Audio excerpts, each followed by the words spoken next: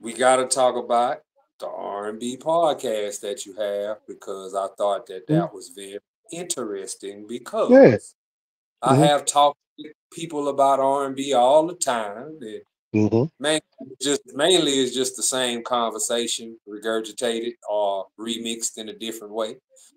Definitely. Um, what made you start a R&B podcast?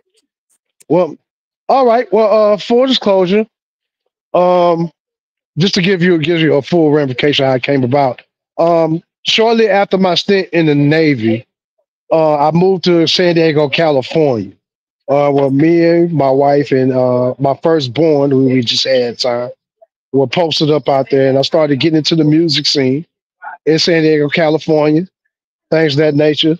Uh, I also met a couple of guys out there who are lifelong friends that I'm still tied in with to this day.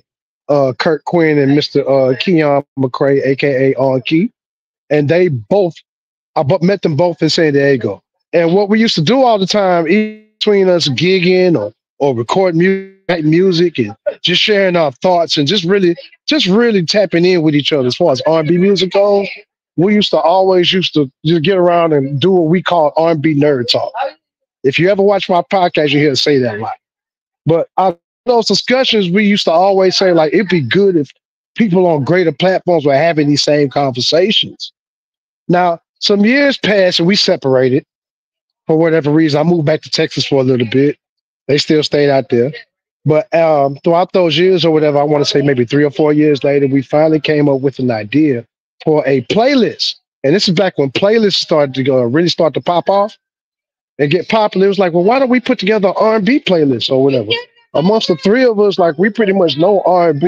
We pretty much keep up with R&B and stuff all the time. Why don't we put together a playlist?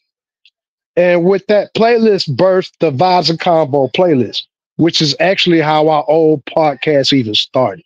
It was all based off this playlist that we started curating.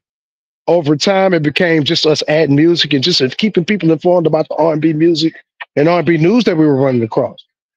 And it quickly evolved into us doing interviews and doing performance breakdowns, things of that nature. Next thing you know, maybe about a year and a half later, we had a whole show.